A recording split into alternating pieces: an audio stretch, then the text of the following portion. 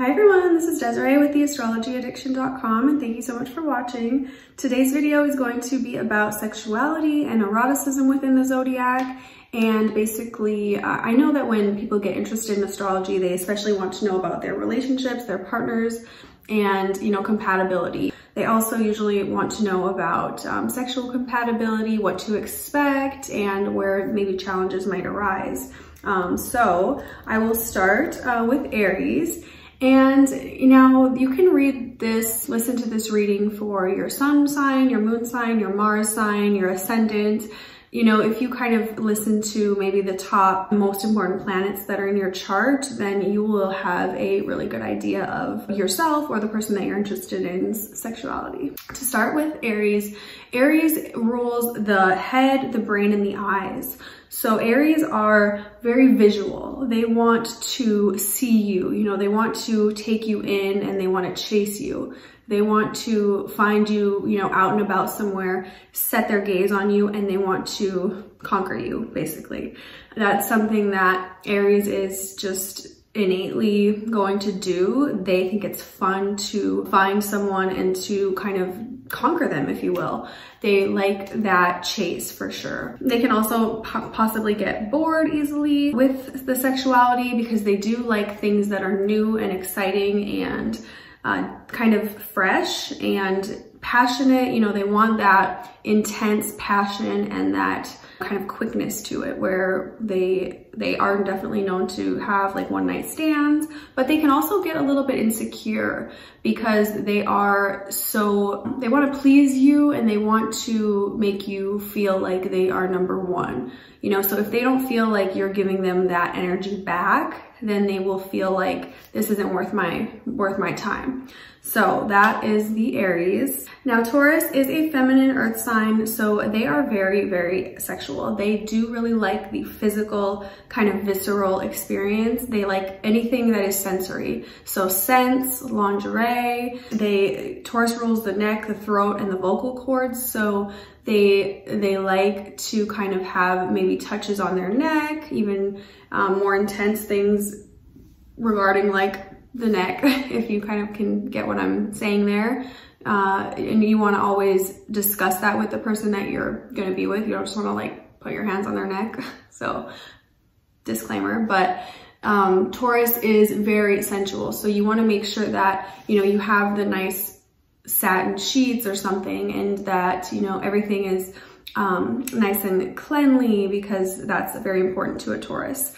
So, within like the chase, they're going to be certainly attracted to people who dress really well, who have, nice clothes, who take care of themselves, and who are, visually pleasing. They want someone who is clean and, has a nice shave, has nice clothes on, smells really good. Those things are all going to be super attractive for a Taurus. Now, Gemini is an air sign and it is masculine. It rules the arms, lungs, hands, and the nervous system.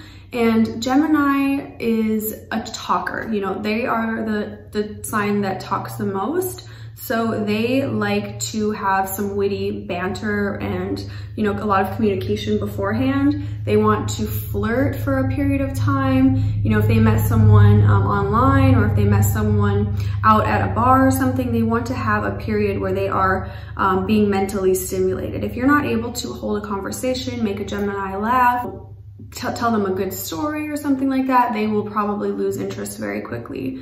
It's going to be harder for them to keep their gaze on you. Now, in the act itself, they are going to be someone who likes to hear things. They like to say things. They're very chatty. So for some signs, that can get a little annoying. Like, can you just shut up and, get to it?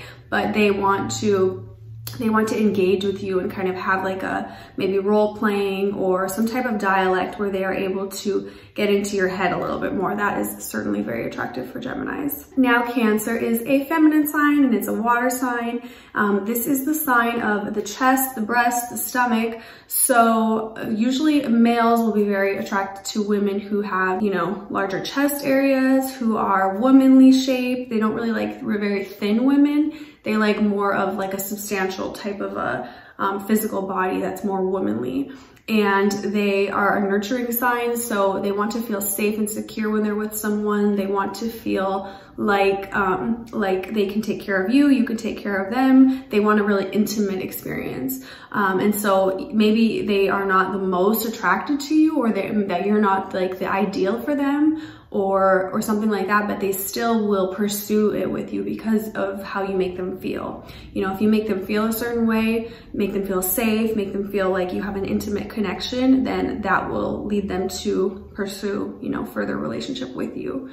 They are definitely, sometimes males can be attracted to women who are kind of like their mother, or who are nurturing in that way. Not that they're like just attracted to their mom or anything, but just that they want someone, they can unconsciously be attracted to someone who has characteristics of their mother. So if you know, like, you know, that you're the same, kind of similar to their mom or something, or if you're okay with taking on that role for them. Not that you want to be the mom, definitely, but that you are like willing to do things for them that maybe their mom did for them. Something like that. Also a fine line there. You don't want to enable them in any way. So just keep that in mind. But Cancers are definitely very intimate. They don't do super well with like one night stands, I would say. Now, the Leo is a sign of the lion. It's ruled by the sun. Leo rules the heart, the spine, the upper back. And so Leos like to be adorned. They like to be appreciated, complimented. So when they are looking for someone, they want someone who they don't have to fight for their attention. If you meet them out and about somewhere, they certainly will not pursue someone who is acting like they're uninterested in them, or who is not giving them their full 100% attention. Now, they'll do the same to you if you show them that, you know, that bond, or that you're interested in them. They will go for you and they will give you all of their attention as well. They are they can be a little bit, want to take over the show during the act. They want to really perform for you. They want to perform very well. They want to make sure that you're seeing them and that they are being appreciated, and that everything that they're doing is what you want them to do.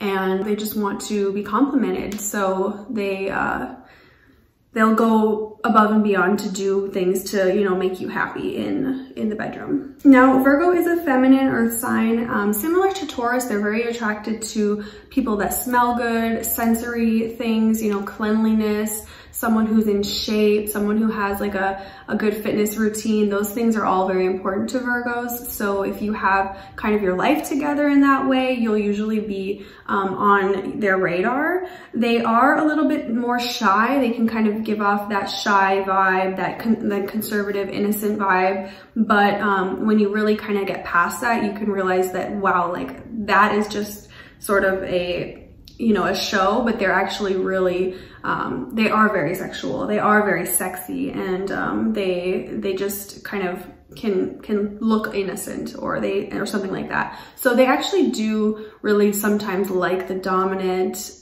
and the sub role. Like Virgos can like to be submissive in a way.